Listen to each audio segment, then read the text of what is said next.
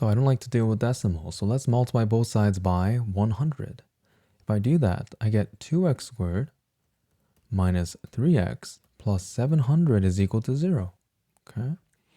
And now if I use completing the square, right, factor out the 2 first out of the first two terms, then the number I'm going to add and subtract inside of the brackets is going to be 3 over 2 divided by 2 squared. Okay, so what that is just 3 over 4 squared. So we add and subtract that. Okay, and that's equal to 0, right? So we can then factor this, so it's x minus 3 over 4 all squared. And now if I take this out of the bracket, I have to multiply by 2. So I get plus 700, right, plus 2 times 3 over 4 squared.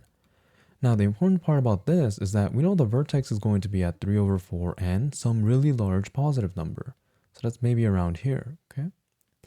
But this is also an upwards facing parabola, so it's going to go upwards like this, right? So if I were to have y is equal to this, right, when is the y value equal to 0? Well, it's never, right? Because this parabola will never intersect the x-axis, so there will be no solution for our equation here, this one.